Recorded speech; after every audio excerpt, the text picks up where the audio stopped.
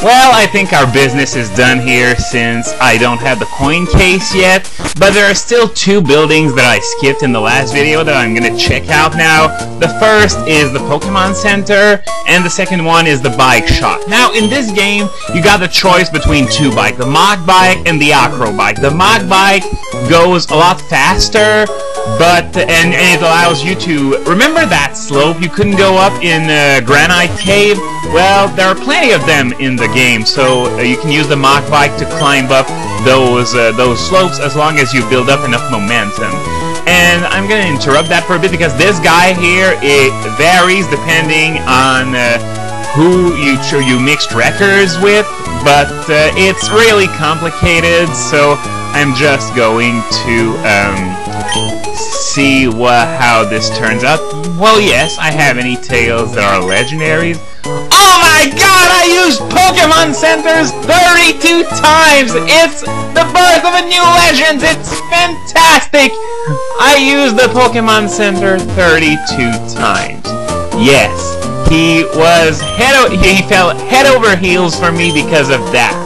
Yeah, so this is the bike shop, and yeah, well, I could say yes, even though Little Root isn't so far away. And yes, I do. That's ridiculously far. Are you crazy? Well, if you take into account that little shortcut between Old Dale and Slateport, then Little Root is just a stone's throw away. It's like saying I live far away from Montreal because I have to go through Miami in the process. But anyway, I was talking about the Mach bike earlier and what it can do, but the second type is the Acro bike, where you can do stunts with it, like wheelies and bunny hops and stuff like that. So yeah, I'm picking the Mach bike now because, well, if you're good at it, then it's a lot faster, even though it's got less acceleration, because the Acro bike reaches its top speed instantly.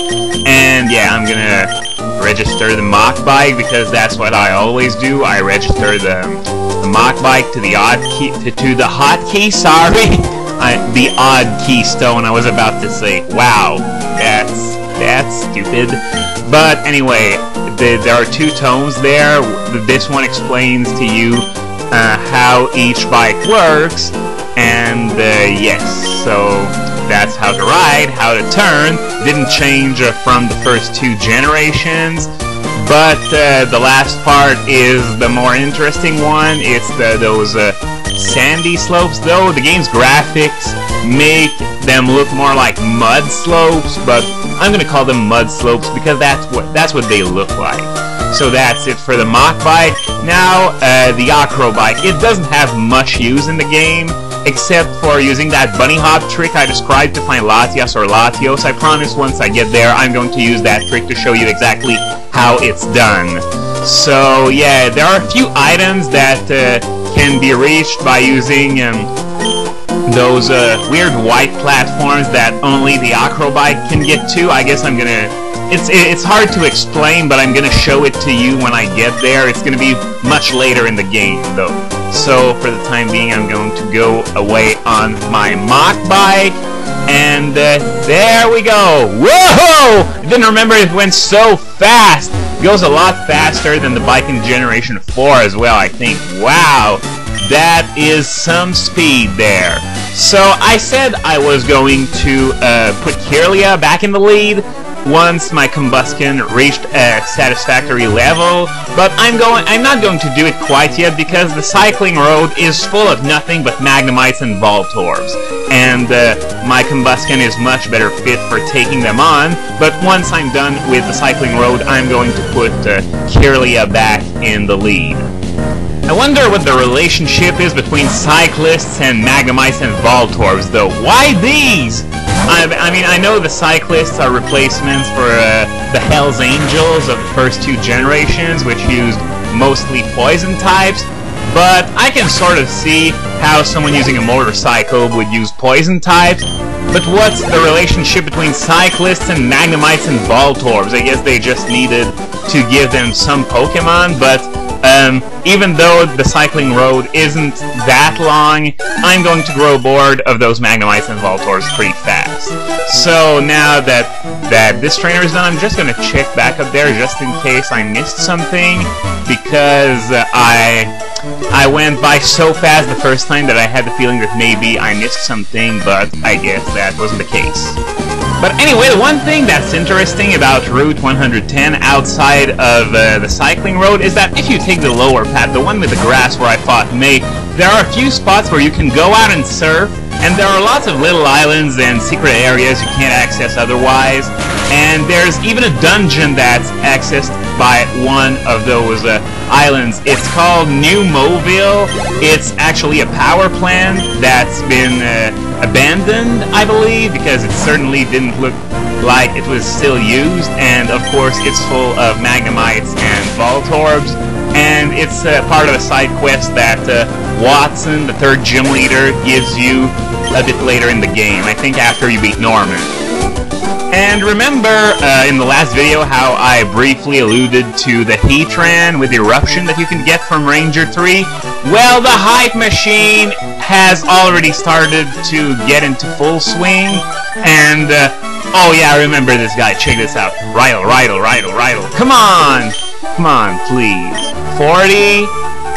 50? No, 45! He said Rydle 45 times. Now, I could scroll through the text relatively fast, but if someone said the same name to me 45 times in a row, he'd probably get a sucker punch to the jaw about a quarter of the way there. But, yeah, Eruption Heatran. People are already in love with the thing, even though it hasn't been released yet. And I'm really not sure why, because it's not like Eruption is a very consistent move. And in Pokemon, usually, consistency is the key.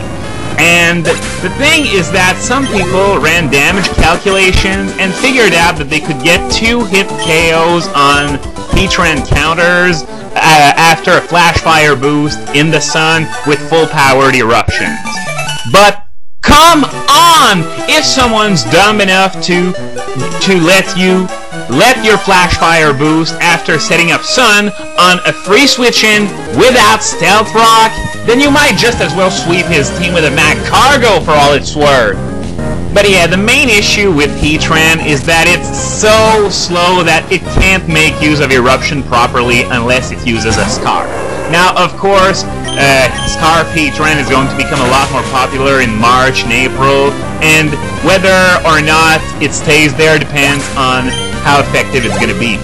But it's certainly going to have a significant boost in usage for a month or two, much like Head Smash Heatran was in October, before people realized that, well, it was good, but not that good, so it dropped sharply, but it still ended up much higher than it was before getting Head Smash. So I think we may be seeing sort of the same thing with the Heatran.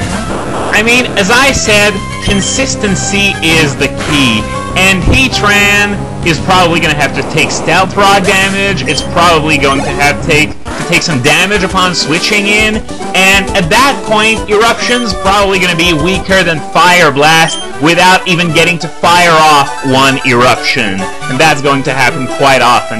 I can see some sets running both Eruption and Fire Blast so that you can decide which one to use depending on the scenario you're in, but overall, I find that Fire Blast will still remain the move of choice for Heatran. I've checked for fun what Entei used for a fire move. Remember, it's got Eruption and it's a lot faster than Heatran for one thing, and Flamethrower is Entei's most popular fire move, and by a large margin, no less.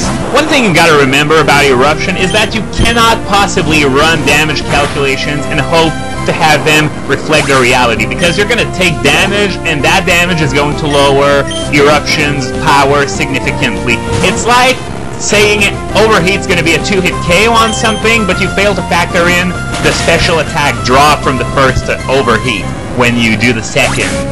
So the bottom line is, having Eruption there is better than no Eruption, but I don't think it's going to revolutionize Heatran as much as people think it will.